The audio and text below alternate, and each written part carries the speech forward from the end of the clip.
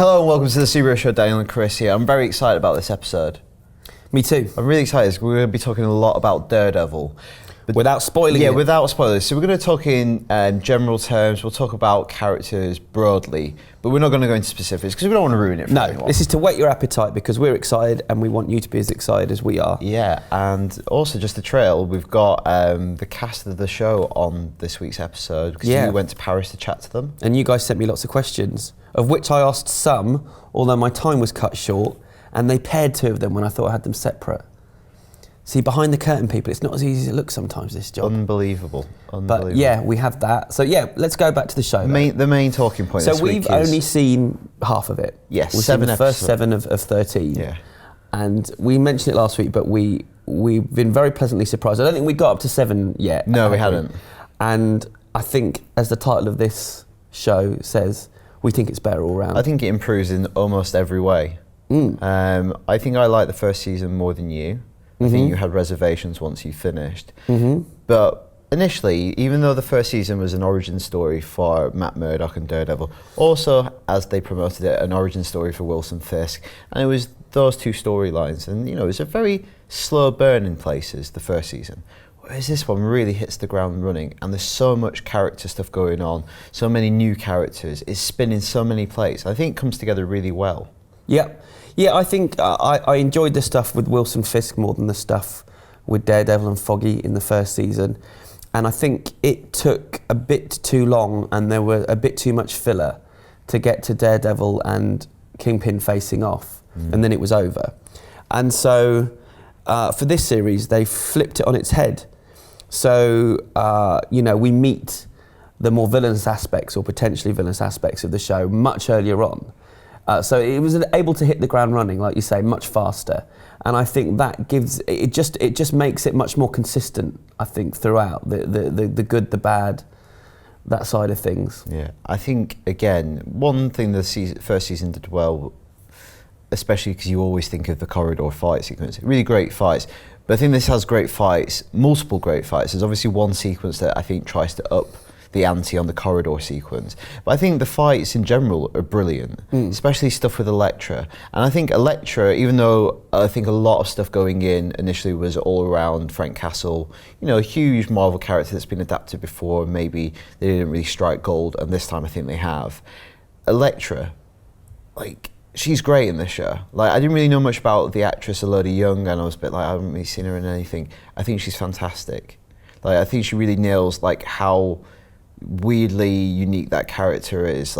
She's neither good nor bad. She's not quite a sociopath. She's a bit unhinged, but yet Matt is completely attracted to her in a way that he can't quite understand. Yeah. I asked her when I interviewed her, is it love? Is it lust? Are they just bad news for each other? And she said it's all those things. Yeah. And it's really well handled. I think their storyline, or what we've seen of it so far, it's quite sexy as well. Very sexy. We both agreed it was sexy. I'm glad we didn't watch it together. Much sexier than the first season.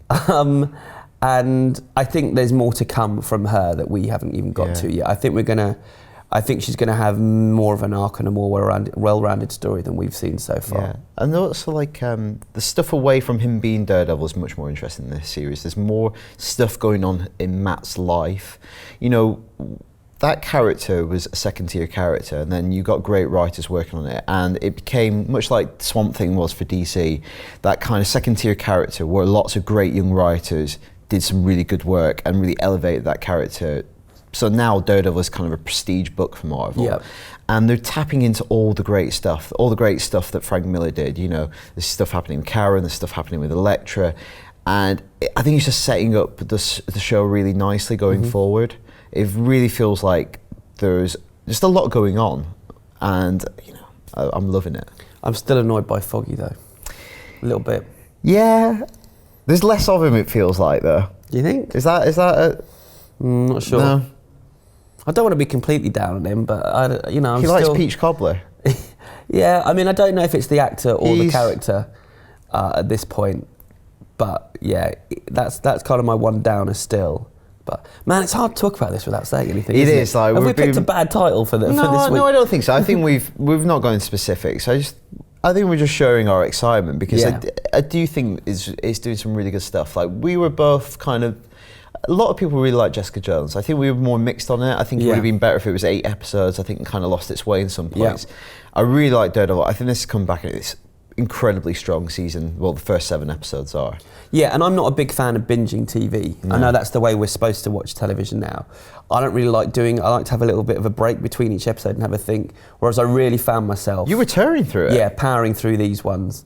And I'm really annoyed that I've got to wait to watch the last. I would have watched.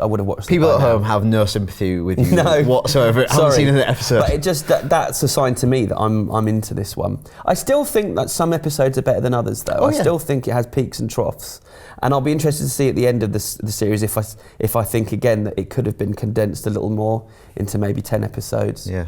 But yeah, I'm down. Cool, yeah, so next weekend we'll probably maybe get into more spoilerific detail now that it's out. But until then, should we talk about what the cast said?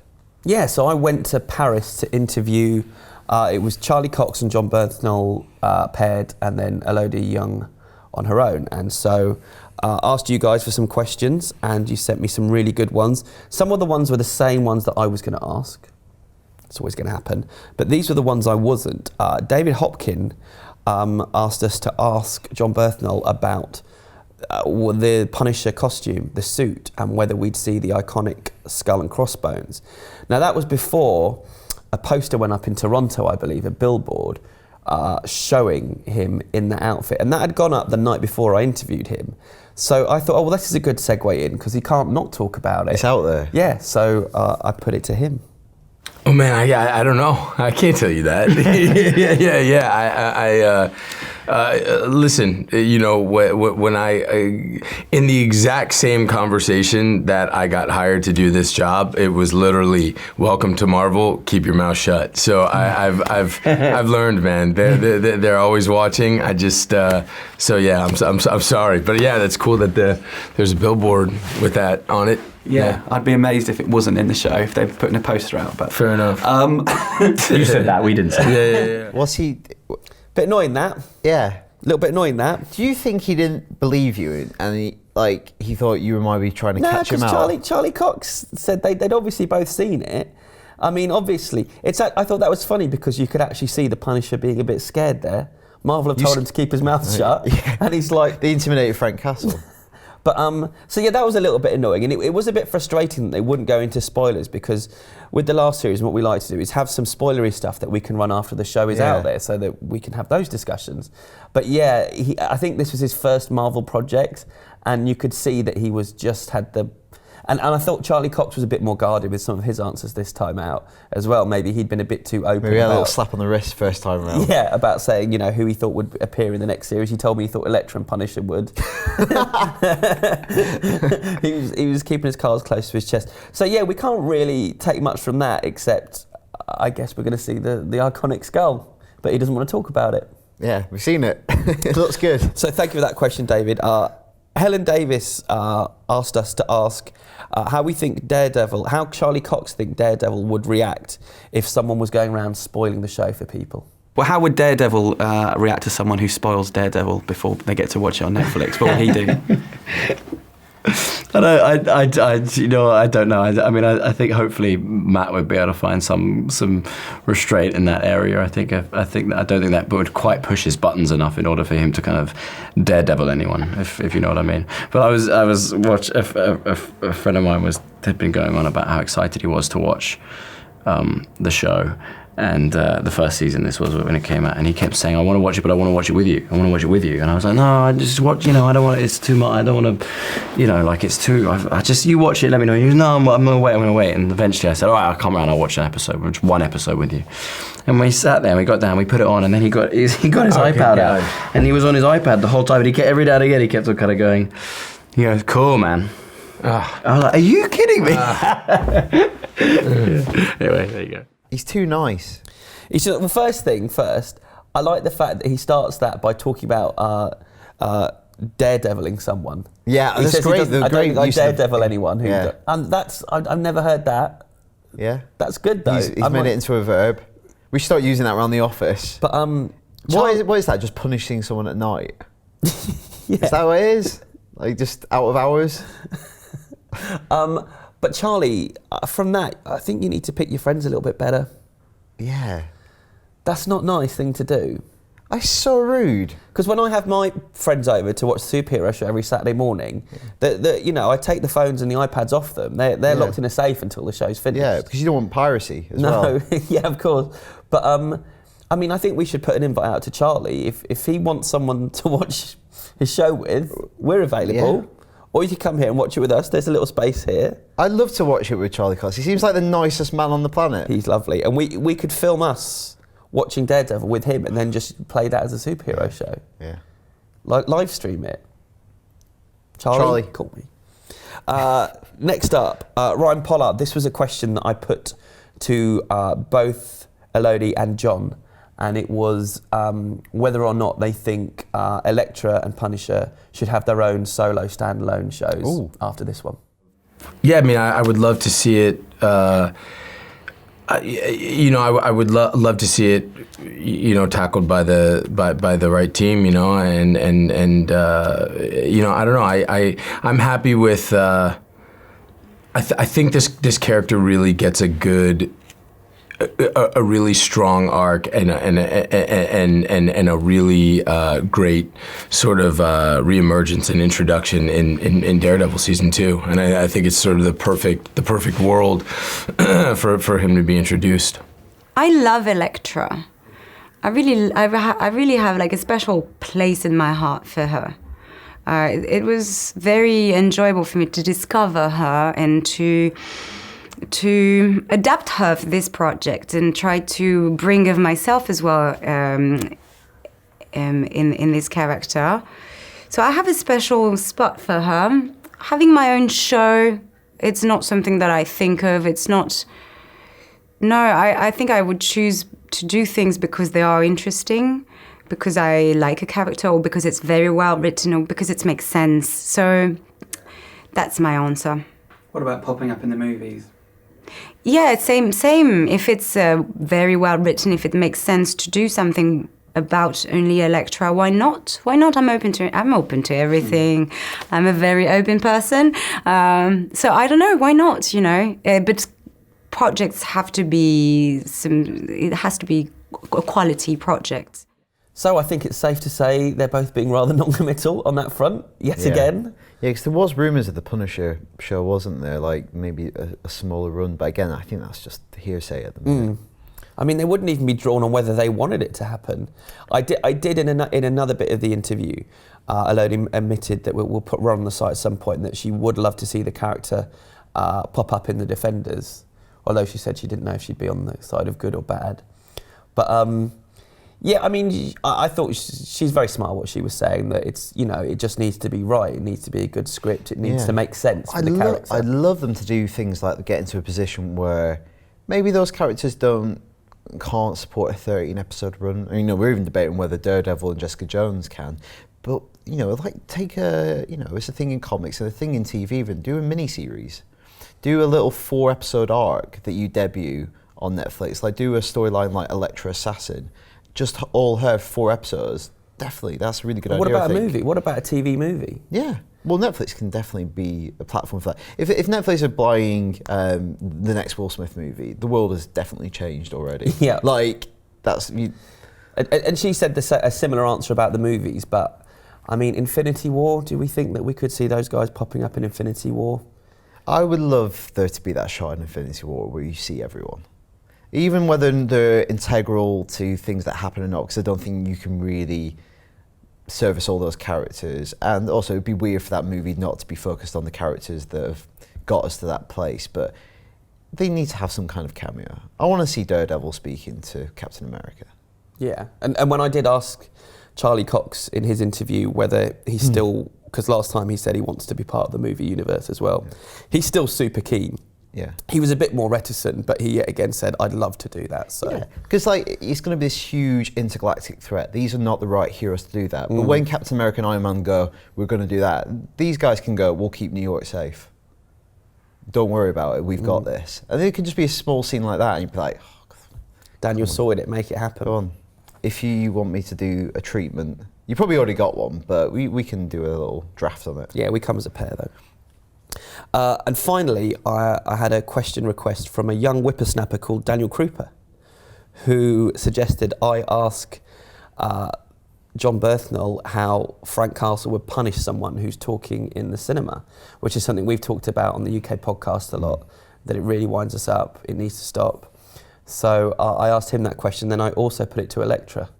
I'm huge with that. Actually, my wife, my wife sort of she doesn't like going. I have to promise my wife before we go to the theater now that I won't scream at people for it. I go crazy when people make noise at the theater and when they get on their phone.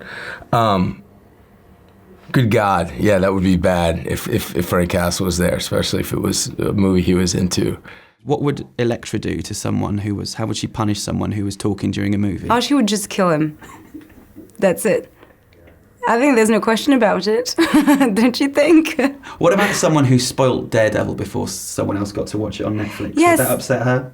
Upset? No. I don't think she gets upset by things like this. I don't think so. No. And same answer. You know, uses her sides and that's it. I think she's straight to the point, you know. You could sense some kind of rage inside John Berthnell. He's quite a brooding dude in real life. He's intense, I'll be honest. Yeah, he is. It's probably why they paired him with the smiliest man on the planet. Just to offset the intensity. I felt like he got close to like saying what he'd do as Frank Castle and then thought better of it because it might make headlines for the wrong reasons. But her answer was pretty swift. Yeah. She's got like her carefree attitude is perfect for Electra. Like, doesn't even think about it. And then when you actually asked it, like, I'm not that bothered, but yeah, still kill him. Yeah. And she'd be smiling while she did it. Yeah, like her morality is very all over the place. She doesn't get upset. Yeah, but I don't like that, so why not? She even made a sound effect. Yeah, she's great. Yeah. She's French as well. Her English accent's brilliant. She's lived in London, she told me, yeah, but... Yeah, good answer. So thanks yet again for all your questions that you sent in. And sorry I couldn't ask all of them. Should we do some feedback, Daniel? Feedback time. First one is from Tim Melbourne. Or it's Tim from Melbourne even. That's a different thing entirely. Different person. It's Tim from Melbourne. As you mentioned recently, we were talking about the other week how every superhero movie shouldn't think, oh, can we get an R rating after the success of Deadpool? And he said...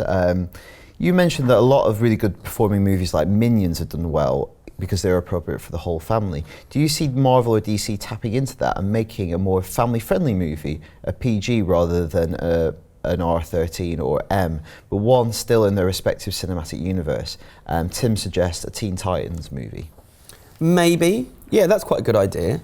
I mean, how I look upon it is that the stuff they're making is just about family enough for like an 8, 9, 10-year-old to Especially go see. Marvel, I guess. Yeah, with their parents, exactly. That's kind of what I'm referring to. But they're going to do these animated Spider-Man films, aren't they? So I think maybe that's how you tap into the younger market. That stuff feels, the stuff that's currently happening feels like it's, you know, the DC Warner stuff might be a bit too violent and brooding for an 8-year-old. Yeah. I don't know, but I would have watched it when I was 8, I think. And they've kind of dipped their toe in the water with Big Hero 6, even though that's a Marvel property that even Marvel fans maybe not recognise as a Marvel property, and it's not in the cinematic universe. No. But there are characters that are very friendly, like the Squirrel Girl they could do as an animated feature. But they're doing the Guardians of the Galaxy cartoon as well. Yeah. Already, that's already out there. So I think they are thinking about their audiences. But you think you're right. Most of the movies, I think Civil War might push it higher age-wise, but at the same time, Ant-Man, I think is more family-friendly. Yeah. I mean, they deal with adult themes, but then again, sort of the good films that I grew up on, you know, they were pretty universal. The Chris Reeve Batman, Superman movies. Yeah. And it'd be interesting to see how the DC cinematic universe goes forward, because obviously we only have Man of Steel and promo material for Suicide Squad, obviously filmed with suicide in the title, and Batman v Superman. How they kind of manage the tone going forward. You know, is Flash going to be more fun movie? Shazam, is it going to be a more fun movie? Well, they said that's the one that wasn't necessarily going to connect to the Justice League films. Yeah. And so maybe that is the one, Maybe because it's the that one is they've about a pinpointed. kid. It's yeah. Because even those snatches of Wonder Woman footage, it still looks like it has the same cinematography and colour grading. It's quite that kind of somber, muted approach. Have you seen any more of Tremblay, the kid who I said should be Shazam, should be no, I Billy haven't seen Batson? anything. You need to check that kid out. But also the kid in Midnight Special. Is he really good as well? Yeah, he'd be a good Billy Batson. Oh. Well, still could happen. I have an email from Tor Sanderson from Brighton, who says, "Hey jabronis, are we allowing people to call us jabronis? I don't know. I think it's disrespectful. I don't know. I don't even know what it means.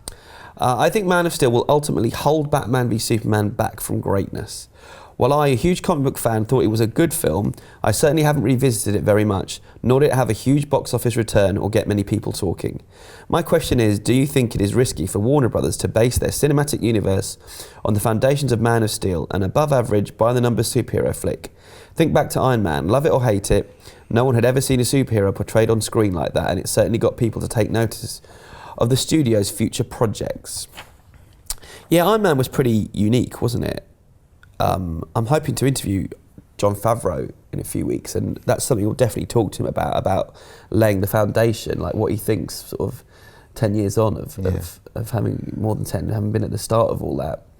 But I don't know, it's an interesting question. I mean, I'm the same, I like Man of Steel. I do find myself, whenever it pops up on the TV, continuing to watch it. I like the flow of it, the rhythm of it. I sometimes do watch scenes on YouTube where I'm like, oh, I'll watch that scene. Yeah. And, like, there's some really good moments. And when it first came out, I think we were all pretty positive. We did a spoiler cast, and I do like it. Will you revisit it before you watch Batman v Superman? I don't know, I think I've got quite strong memories of it. I kind of know what happens, probably because I've watched bits of it quite a few times. For this show. Yeah, I think more than anything, they just need to get going. Like, they couldn't have started again. Like, they did that movie and seen what Marvel do. They just need to get going, and, you know, rightly or wrongly, like, Snyder's willing, the time is right. They just need to get going with it. And if Batman v Superman's great, I don't think the fact that Man of Steel, you know, is divisive will hold back their plans. I think it was a smart move to turn Man of Steel 2 into Batman v Superman. Yeah. That's the reason they've done it. And everyone wants to see this fight. You know, like we talked about it before, non-comic book fans, people that have never heard of The Dark Knight Returns, want to see this up on the screen. I think the momentum's going to build the more the trailers and adverts are on the TV. And I think this one's a bit of a no-brainer that this is going to do well. It's just after this. Let's see how... whether the film's good, because that could really affect. If people don't like it, then that could have a massive influence on these spin-offs and sequels. And then... whether I think that was my only point, really. Sorry, I'm not well. I'm struggling today. He's had a lot on. He's fine. I'm just not well. That's our point? Yeah. Awesome. So if you've got more feedback, send it to superheroShow@ign.com. And next week we'll talk about Daredevil in more spoilerific detail. So send in your thoughts, and we'll see you next week.